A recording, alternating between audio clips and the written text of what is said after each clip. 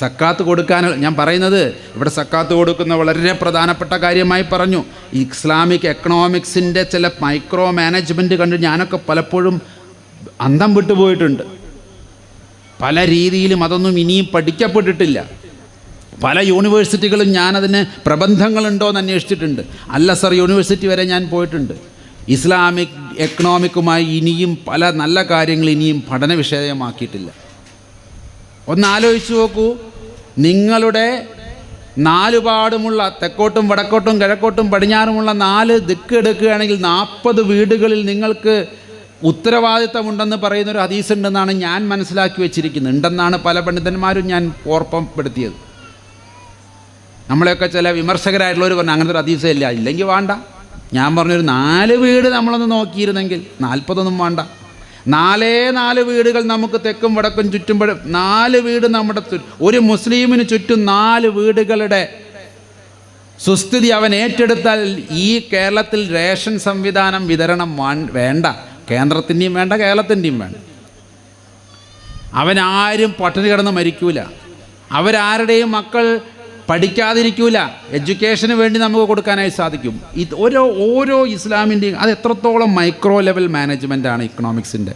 പക്ഷെ ഇങ്ങനെയൊന്നുള്ളൊരു പ്രൊജക്റ്റ് ഇന്ന് വരെ ഒരു യൂണിവേഴ്സിറ്റികളിലും ഒരു സ്ഥലത്തും പഠിക്കപ്പെട്ടിട്ടില്ല എന്നുള്ളതാണ് എന്നെപ്പോലുള്ള പുറമേ നിൽക്കുന്നവരിൽ നിന്നുള്ള വിഷമം. സക്കാത്ത് കൊടുക്കാൻ എളുപ്പമാണ്, പക്ഷെ ഈ ലെവലിലേക്ക് മാനേജ് ചെയ്യാനോ?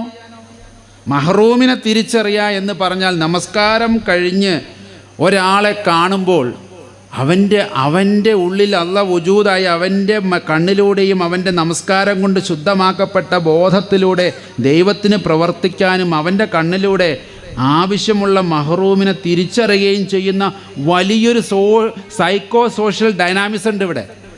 ഒരു സ്പിരിച്വോ സൈക്കോ സോഷ്യൽ ഡൈനാമിസം. അതൊന്നും ഇവിടെ ആരും ചർച്ച ചെയ്യുന്നുള്ളതാണ് ഞങ്ങളുടെയൊക്കെ എൻ്റെയൊക്കെ വിഷമം. അങ്ങനെ ഒരാൾ രാവിലെ എഴുന്നേറ്റ് സുബഹി നിസ്കരിച്ച് അൽഹംദുലില്ലാ എന്ന് പറഞ്ഞ് പുറത്തേക്ക് ഇറങ്ങുമ്പോൾ ഒപ്പം നിന്ന് സുജൂദ് ചെയ്തവൻ്റെ മുഖത്തേക്ക് നോക്കുമ്പോൾ ഇവൻ്റെ ഉള്ളിൻ്റെ എവിടെയോ ഒളിപ്പിച്ചു വെച്ചതിലും അപ്പുറം ദൈവത്തിൻ്റെ മുമ്പിൽ പരിശുദ്ധനായി ജീവിക്കുന്ന ഈ വ്യക്തിക്ക് എന്തോ പ്രശ്നമുണ്ടല്ലോ എന്ന് തോന്നി അവന് വേണ്ടുന്നത് അവനെ നിരീക്ഷിച്ച് ചെയ്തു കൊടുക്കുന്ന ഒരു പാരമ്പര്യം. ഇത് ഉമ്മർ റളിയല്ലാഹുവിൻ്റെ കാലത്തും ഉസ്മാൻ റളിയല്ലാഹുവിൻ്റെ കാലത്തുമൊക്കെ അവരുടെ ജീവിതത്തിൽ അവർ പാലിച്ചിരുന്നു. അതുകൊണ്ടാണ് രാത്രിയിൽ തലമുണ്ടിട്ട് എല്ലാവരും ഉറങ്ങുന്ന സമയത്ത് തലയിൽ മുണ്ട് വലിച്ച് പുതപ്പ് വലിച്ച് ഇട്ടിട്ട് ഓരോ വീടിൻ്റെ പരിസരത്തും പോയി എന്താണ് ആ വീട്ടിൽ വല്ലതും തിന്നാനുണ്ടോ, കുട്ടികൾ കരയുന്നുണ്ടോ, കുട്ടികൾക്ക് എന്തെങ്കിലും ഭക്ഷിക്കാനുണ്ടോ എന്നതിൻ്റെ കണക്കെടുക്കുന്ന ഭരണാധികാരി. ഇന്നത്തെ ഭരണാധികാരിയൊക്കെ ഏത് വീടിൻ്റെ അപ്പുറം പോയാൽ അതൊക്കെ നിൽക്കുന്നത്, പോയാൽ വേറെ വല്ല ഉദ്ദേശത്തിനായിരിക്കും. അങ്ങനെയുള്ളവരുടെ കഥകളാണ് നമ്മുടെയൊക്കെ മതങ്ങളിൽ കൂടുതലുമുള്ളത്. എന്നിട്ട് സ്വന്തം വീട്ടിൽ ചെലവിന് വെച്ചിരിക്കുന്ന എണ്ണയും ഒലിവെണ്ണയും മാവും മറ്റു കാര്യങ്ങളുമൊക്കെ സ്വന്തം തലയിൽ ചുമടെടുത്ത് കൊണ്ടുപോയി കൊടുത്ത ഖലീഫമാർ എത്രയുണ്ടായിരുന്നു നമുക്ക്. അത് ഏറ്റാൻ വന്നു കഴിഞ്ഞാൽ ഭൃത്യനോട് പറഞ്ഞു, ഇത് നിൻ്റെ കടമയല്ല, ഇത് എൻ്റെ കടമയാണ്. എൻ്റെ നാട്ടിലൊരു ഒരുത്തൻ പട്ടിണി കിടക്കുന്നുണ്ടെങ്കിൽ അത് നിൻ്റെ തലയിലേറ്റിച്ച് കൊണ്ടുപോകാനുള്ളതല്ല. അത്രത്തോളം വിനയം. ആ വീട്ടിലേക്ക് വേണ്ടുന്ന സാധനങ്ങൾ ഒരു രാജ്യത്തിൻ്റെ ഭരണാധികാരി തലയിൽ ചുമന്നു കൊണ്ട് പോകുന്ന സൂക്ഷ്മതയുടെ പേരാണ് ഇസ്ലാം. അതായിരിക്കണം ഇസ്ലാം. ആർക്കെങ്കിലും എന്നോട് വിയോജിക്കാനുണ്ടോ? എന്നെ കേൾക്കുന്ന ഏത് മതത്തിലുള്ളവരും എന്നോട് പറയും ഇതിനെയാണ് ഞാൻ ഇസ്ലാം എന്ന് പറയുന്നത്. അത്രത്തോളം നിന്നോ? ഉമർ റളിയല്ലാഹുവിൻ്റെ കാലത്ത് ഉമർ പറഞ്ഞു എന്ന് പറയുന്നൊരു ഹദീസുണ്ട്. ടൈബ്രീസ് നദിയുടെ തീരത്ത് ഏതെങ്കിലും ഒരു കഴുത ഭക്ഷണം കിട്ടാതെ കരയുന്നുണ്ടെങ്കിൽ അതിൻ്റെ ഉത്തരവാദിത്തം ഞാൻ ഏറ്റെടുത്ത് രാജിവെക്കുന്നു എന്ന് പറയാൻ ധൈര്യമുള്ള എത്ര പഞ്ചായത്ത് മെമ്പർ, വാർഡ് മെമ്പർ മുതൽ അങ്ങ് പ്രധാനമന്ത്രി വരെയുള്ള എത്ര പേർക്കറിയാം? ഈ അർത്ഥത്തിലാണ് അവിടെയൊക്കെ മാതൃകാപരമായ പൊളിറ്റിക്സ്. അതായത് ഒരു കഴുത ഭക്ഷണം കിട്ടാതെ കരഞ്ഞാൽ മതി, ഞാൻ രാജിവെക്കുന്നു. ഇതിലുണ്ടോ പറയാൻ? അവനവൻ്റെ വാർഡിൽ കിടന്ന് മരിച്ചവരുടെ എണ്ണം അറിയാതെ പട്ടിണി കൊണ്ട് മരിച്ചവരുടെ എണ്ണം കൂടുന്ന കാലം. നമ്മുടെയൊക്കെ മൊത്തമായ ചില രീതികൾ കൊണ്ട് കേരളത്തിലൊക്കെ വളരെ കുറവാണെന്ന് കരുതിക്കോളി. പക്ഷേ ഇപ്പോഴും തമിഴ്നാട്ടിലും പല നോർത്ത് ഇന്ത്യൻ ഗ്രാമങ്ങളിലും ഇപ്പോഴും ഇതുണ്ട്. ഒരു നേരം തന്നെ എങ്ങനെ ഭക്ഷണം ഇപ്പോഴും കൊടുക്കുമെന്നറിയാത്ത ആളുകൾ ഇന്നും ഞാൻ കണ്ടിട്ടുണ്ട്. കേരളത്തിലില്ലാന്നുണ്ട്. ഇതൊന്നും ഇപ്പോൾ ഏതോ നൂറ്റാണ്ടിലെ കഥയില്ലെന്നും പറഞ്ഞു. ഇന്ന് എൻ്റെ കൂടെ ആന്ധ്രയിലൊക്കെ വന്നു കഴിഞ്ഞാൽ രാവിലെ പോകുന്ന വണ്ടിയിൽ കയറണം. കാളകളില്ലാഞ്ഞിട്ട് അമ്മയെയും ഭാര്യയെയും നുകം വെച്ചുകൊണ്ട് ഉഴുന്ന കർഷകനെ ഞാൻ കഴിഞ്ഞ മാസം കണ്ടിട്ടുണ്ട്. കാളകളില്ല, ആടുകളില്ല, പിന്നെ ഇത് നില ഉഴണ്ടേ, ട്രാക്ടറും ഇല്ല. പിന്നെ ആകെ വീട്ടിലുള്ളത് തള്ളയും ഭാര്യയാണ്. രണ്ടാളെയും രണ്ട് പോത്തിനെ പോലെ കാളയെ പോലെ നിർത്തി മകനോ ഭർത്താവോ ഇങ്ങനെ ഉഴുതുണ്ടാക്കുന്ന മാമുമാണ് നമ്മളൊക്കെ ഉണ്ണുന്നത്. എന്നിട്ട് തിരിച്ച് നമുക്കൊന്നും ഉത്തരവാദിത്തം ഉണ്ടാവാൻ പാടില്ലേ? ഇത് പറയാത്ത മതമാണോ? ഇത്രയും ഡൈനാമിസം ഉൾക്കൊള്ളുന്നതാണ് ചാരിറ്റി. ഇനി ഹിന്ദു മതത്തിലേക്ക് വന്നാലോ, ജനസേവ, ജനാർദ്ദന സേവ, മാനവസേവ എന്ന് പറയുന്നതാണ് മാധവസേവ. നരസേവ തന്നെയാണ് നാരായണ സേവ, ജീവസേവ തന്നെയാണ് ശിവസേവ എന്ന് പറയുന്ന എത്രയെത്രയോ ശ്ലോകങ്ങൾ നമുക്ക് കാണാനുണ്ട്.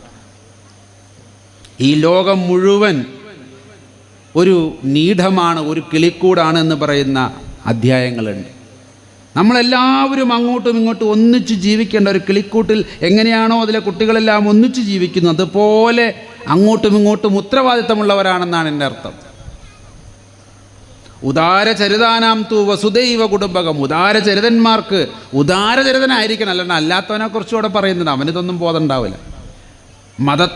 മതത്തിലൂടെ ഉദാര മനസ്സിനെ നേടിയവൻ, മതത്തിലൂടെ തൻ്റെ മനസ്സ് കൽബിനെ മാറ്റിയെടുത്തവൻ, മത അനുഷ്ഠാനങ്ങളിലൂടെ തൻ്റെ മനസ്സിൻ്റെ ഉദാരതയിലേക്ക് മനസ്സിനെ ഉയർത്തിയവന് ഈ ലോകം വസുദൈവ കുടുംബം, ഒരൊറ്റ കുടുംബമാണ്. ഈ വസുന്ധര, ഈ ഭൂമിയിലുള്ളവർ എല്ലാവരും ഒരൊറ്റ കുടുംബമാണ്. ഒറ്റ കുടുംബത്തിലുള്ളവർക്ക് ഉത്തരവാദിത്തമില്ല അങ്ങോട്ടും ഇങ്ങോട്ടും. 2000 കൊല്ലം മുമ്പ് ഈസാ നബി അലൈഹി സ്വലാം ബൈബിളിൽ കൃത്യമായി പറഞ്ഞു വെച്ചിരിക്കുക, നിന്നെപ്പോലെ. അതാണ് അതിൻ്റെ സ്റ്റാൻഡേർഡ്, അളവുകോൽ അവിടെയാണ്. നിനക്കത് ആവശ്യമുണ്ടെങ്കിൽ നിന്നോട് എങ്ങനെ പെരുമാറണമെന്ന് നീ ആഗ്രഹിക്കുന്നു അതുപോലെ തിരിച്ച് പെരുമാറുക. യാക്കോബ് അപ്പസ്തോലൻ്റെ ഒരു ലേഖനമുണ്ട് അവസാനം ബൈബിളിൻ്റെ ലാസ്റ്റ് ഭാഗങ്ങളിൽ. കൃത്യമായി അദ്ദേഹം പറയുന്നു, കാണപ്പെടാത്ത ദൈവത്തെ സ്നേഹിക്കുന്നു എന്ന് പറയുകയും കാണപ്പെടുന്ന സഹോദരനെ ദേഷിക്കുകയും അവൻ്റെ കാര്യങ്ങൾക്കൊന്നും നിന്നുകൊടുക്കാതെ അവൻ്റെ ആവശ്യങ്ങൾക്ക് മുഖം തിരിഞ്ഞു നിൽക്കുന്നവനൊക്കെ കള്ളനാകുന്നു. ഒരാളുടെ കള്ളൻ എന്നതിൻ്റെ ഡെഫിനിഷൻ യേശു സമ്പ്രദായം, യേശു മാർഗം പറയുന്നത് അതാണ്. യേശുവിൻ്റെ അപ്പസ്തോലന്മാരത് പറയുന്നത് അങ്ങനെയാണ്. സ്നേഹമില്ല എങ്കിൽ നിങ്ങൾ മുഴങ്ങുന്ന ചേമ്പലയോ കൈത്താളമോ ഒക്കെ ആകുന്നു എന്ന് പൗലോസ് ശ്ലീഹ കൊരിന്ത്യക്കാർക്ക് എഴുതിയ ലേഖനത്തിൽ പറയുന്നുണ്ട്. Without love you are nothing. ഈ സ്നേഹത്തിൻ്റെ പ്രഫുല്ലമാണ് നമ്മളെല്ലാം ഇത്തരം പ്രവർത്തനങ്ങളിലൂടെ കാണിക്കേണ്ടത്, കാണുന്നത്. ഇനി ഞാൻ നേരത്തെ സൂചിപ്പിച്ചൊരു അത്ഭുതമുണ്ടല്ലോ, എന്നെ എപ്പോഴും അത്ഭുതപ്പെടുത്തിയിട്ടുണ്ട്. നോട്ട് എ വണ്ടർ, ഇങ്ങനെ എന്നുള്ള അർത്ഥത്തിലല്ല, അതൊരു വല്ലാത്തൊരു ഒരു ചോദ്യചിഹ്നമായി നിൽക്കുന്നുണ്ട്. യേശു രണ്ടാമതും വരുമ്പോൾ, ഈസാ നബി അലൈഹി സ്വലാം രണ്ടാമതും വാനമേഘങ്ങളിൽ വരുമെന്ന് മുസ്ലിങ്ങളും വിശ്വസിക്കുന്നുണ്ട്. അദ്ദേഹം ഇവിടെ അങ്ങോട്ടും ഇങ്ങോട്ടും ഒരു ജഡ്ജ്മെൻ്റ് നടത്തുമെന്നും രണ്ട് മതങ്ങളും വിശ്വസിക്കുന്നുണ്ട്. അതിൽ പ്രത്യേകിച്ച് ഈസാ നബിയുടെ വരവുമായി ബൈബിളിൽ പറയുന്നൊരു കാര്യമുണ്ട്. അവർ ലോകത്തിലുള്ളവരെ രണ്ടാക്കി വിഭജിക്കും. ഇടത്ത് നിൽക്കുന്നവർ ഒരു ഭാഗവും വലത് നിൽക്കുന്നവർ ഒരു ഭാഗവും. ഇടതു ഭാഗത്ത് നിൽക്കുന്നവരോട് അവൻ കൽപ്പിക്കും, നിങ്ങളെനിക്ക് വിശന്നു, ഭക്ഷണം തന്നില്ല.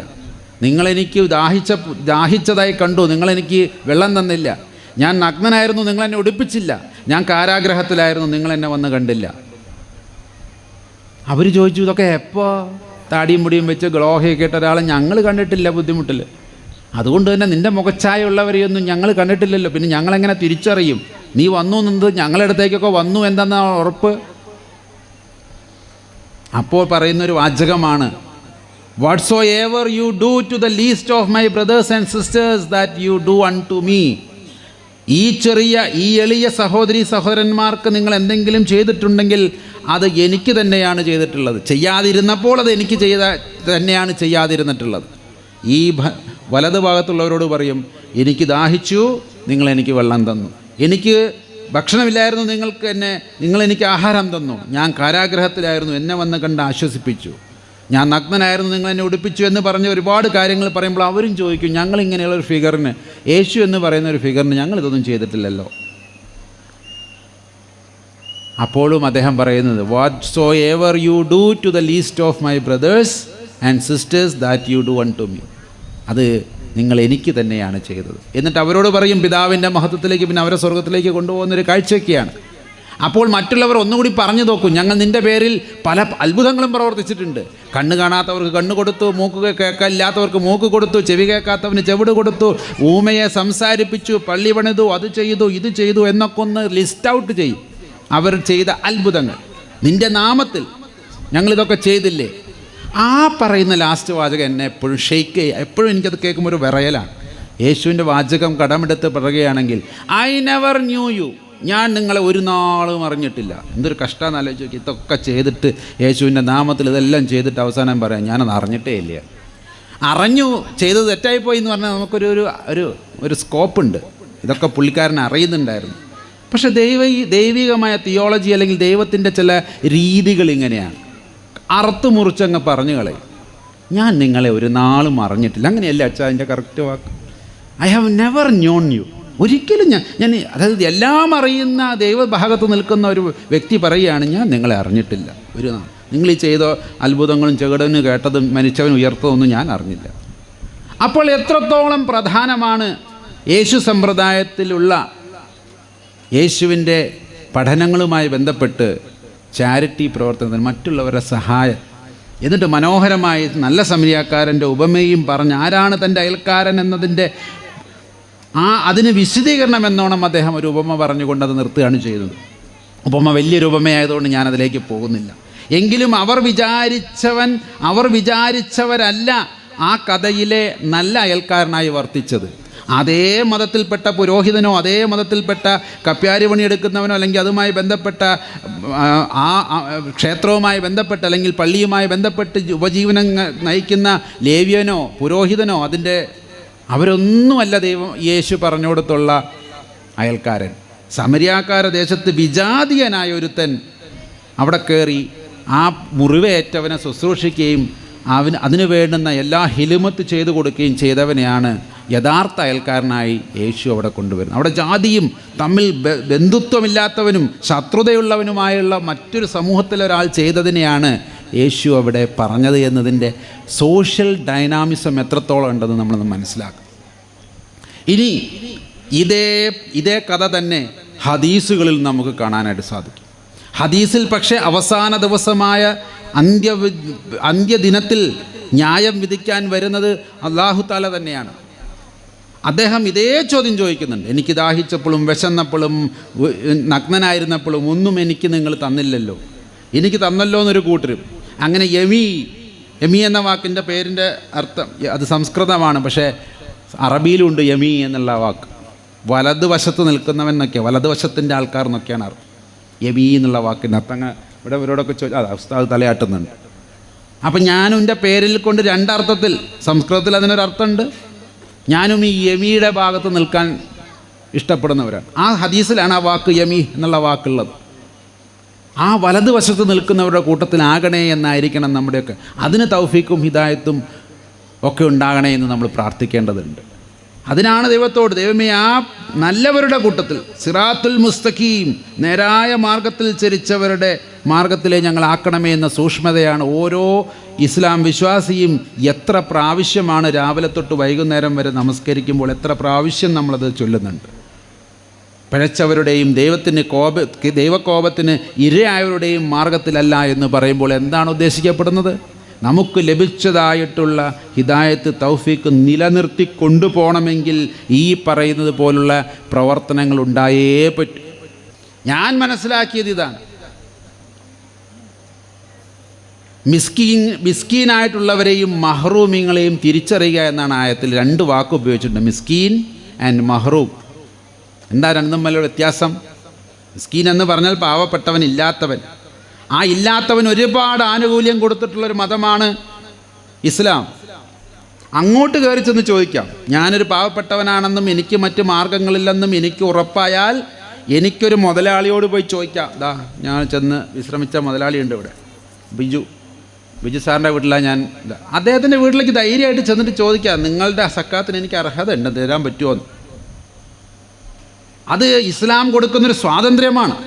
മറ്റൊരു മതവും കൊടുക്കാത്ത ഒരു പ്രത്യേക എക്കണോമിക്കൽ രീതിയാണത്. ആവശ്യക്കാരന് കയറി ചെന്ന് എൻ്റെ അവകാശം തായോ എന്ന് പറയാനുള്ള ഒരു ഡൈനാമിസം അത് വേറെ. മറ്റവരൊക്കെ കൊടുക്കുന്നവൻ്റെ കാരുണ്യത്തിലാണ് ആശ്രയിക്കുന്നത്. ഇത് വാങ്ങുന്നവൻ്റെ അവകാശത്തിന്മേലാണ് സക്കാത്ത് നിലനിർത്തുന്നത്. അതുകൊണ്ട് മിസ്കീന് നിങ്ങൾ കൊടുത്തില്ലെങ്കിൽ ചോദിച്ചു വാങ്ങിക്കോളും. പക്ഷേ ഈ രണ്ടാമത് പറഞ്ഞ മഹ്റൂമീങ്ങൾ ഹറാമാക്കപ്പെടുക എന്ന വാക്കിൻ്റെ മറ്റൊരു രൂപമാണ് മഹ്റൂം. എന്ത് ഹറാമാക്കപ്പെട്ടവൻ? ദൈവം തന്നെ ചിലവർക്ക് സമ്പത്ത് ഹറാമാക്കപ്പെട്ട് കൊടുത്തിട്ടുണ്ട്. നീ അത് ഈ ജന്മത്തിൽ ഉപയോഗിക്കേണ്ട എന്ന് പറഞ്ഞത് നല്ല അർത്ഥത്തിലാണ്. കാരണം അതുകൊണ്ടുണ്ടാകുന്ന ദോഷങ്ങളിൽപ്പെട്ട് അവൻ ഇഹവും പരവും നഷ്ടപ്പെടാതിരിക്കാൻ ദൈവം തന്നെ ചിലവർക്ക് സമ്പത്ത് ഹറാമാക്കി കൊടുക്കും. ആ കൂട്ടത്തിലൊക്കെ പെട്ടാൽ ഞാനിട്ടോ. കാരണം ഈ ഒരു വിധാനത്തിൽ ജീവിക്കുമ്പോൾ ഇപ്പോൾ ഇവിടെ വന്നപ്പോൾ അവർ പറഞ്ഞു 2 നേരത്തെ കുറച്ച് എന്താണ് പച്ചക്കറി തിന്നണം. അതിനൊന്നും ഇത്ര വലിയ സമ്പാദിക്കേണ്ട കാര്യമൊന്നുമില്ല. എന്നാൽ ലക്ഷക്കണക്കിന് രൂപ ശമ്പളം വാങ്ങിയിരുന്ന ഒരാളായിരുന്നു ഞാൻ. പിന്നെ മനസ്സിലായി എന്തിനാപ്പത്. ആ സമ്പത്ത് ദൈവം ഹറാമാക്കപ്പെട്ട ഒരു സമയമുണ്ടായിരുന്നു. അതിൻ്റെ അർത്ഥം എല്ലാവർക്കും അല്ല കേട്ടോ, മഹ്റൂമിനെ സംബന്ധിച്ചായി പറയുന്നു. അങ്ങനെയുള്ളവർ എങ്ങനെയാണ് ജീവിക്കുക പിന്നീട് എന്ന് ചോദിച്ചു കഴിഞ്ഞാൽ അവരാരും അവരുടെ ദൈന്യത മറ്റുള്ളവരെ കാണിക്കാൻ ഇഷ്ടപ്പെടില്ല, അത് ചർച്ച ചെയ്യില്ല. അവൻ്റെ വീട്ടിൽ അടുപ്പ് പുകഞ്ഞിട്ടില്ലെങ്കിലും ഭാര്യയ്ക്കും മക്കൾക്കും പട്ടിണിയാണെങ്കിലും അവൻ ചോദിക്കില്ല. ഇത് അവകാശമായി ഞാനൊരു മിസ്കീനാണെന്ന ബോധത്തിൽ ചെന്ന് ആരോടും ചോദിക്കില്ല. കണ്ടറിഞ്ഞ് ദൈവം തന്നെ അതിനുള്ള പരിഹാരം മറ്റുള്ളവരിലൂടെ ചെയ്തു കഴിഞ്ഞാൽ അവനത് വാങ്ങും. സഹാബത്തിൻ്റെ കൂട്ടത്തിൽ ഒരുപാട് മഹ്റൂമിങ്ങളുണ്ടെന്ന് ഞാൻ കേട്ടിട്ടുണ്ട്. അപ്പോഴാണല്ലോ ഈ എന്തുകൊണ്ടാണ് ഈ ഖുർആൻ ആയത്ത് അവിടെ ഇറങ്ങിയത് എന്ന് നമുക്ക് മനസ്സിലാക്കേണ്ടത്. കാരണം എല്ലാവരും ഭക്ഷണം കഴിച്ച പോലെയൊക്കെ കാണിക്കും. അതേപോലെ പുറത്തേക്ക് ഇറങ്ങി നോക്കി അവൻ്റെ വീട്ടിൽ നിന്നും പുക ഉയരുന്നുണ്ട്. അപ്പോൾ സാധാരണക്കാരായിട്ടുള്ള സഹാബികൾ എന്ത് വിചാരിക്കും? ആ സഹാബീൻ്റെ വീട്ടിൽ എന്തോ ഉണ്ടാക്കുന്നുണ്ട്, പുകയൊക്കെ പോകുന്നുണ്ടോടി, കുറച്ച് പുകയൊക്കെ പോകുന്നുണ്ട്. അതിൻ്റെ അർത്ഥം വെറുതെ വെള്ളം തിളപ്പിക്കുകയോ അല്ലെങ്കിൽ അടുപ്പ് കത്തിച്ച് പുകയ്ക്കുകയായിരിക്കും. ഒന്നുമില്ല, അടുപ്പത്ത് വെക്കാൻ പച്ചവെള്ളം പോലും ഉണ്ടാവില്ല. എന്നിരുന്നാലും അവൻ ആരോടും ചോദിക്കില്ല. അവൻ ദൈവത്തിൽ ഭരമേൽപ്പിച്ചവനാണ്. ദൈവമേ, എനിക്കിത് നിഷേധിച്ചത് നീയാണെങ്കിൽ നീ തന്നെയാണ് ഇതിനൊരു പരിഹാരം ചെയ്യേണ്ടത് എന്ന ബോധത്തിൽ നിൽക്കുന്നവനാ. അങ്ങനെയുള്ളവൻ പോയി ഇറക്കൂല, ചോദിക്കൂല. അല്ലെങ്കിൽ അവന് ചോദിക്കാനുള്ള അർഹത അല്ലെങ്കിൽ അങ്ങനെ ചോദിക്കാനുള്ള മനസ്സവനുണ്ടാവില്ല. അങ്ങനെയുള്ളവരെ മനസ്സിലാക്കുന്നത് നമസ്കാരം നിലനിർത്തുന്നവനാണ്. അതാണ് നമസ്കാരം നിലനിർത്തിയവൻ്റെ ലക്ഷണം.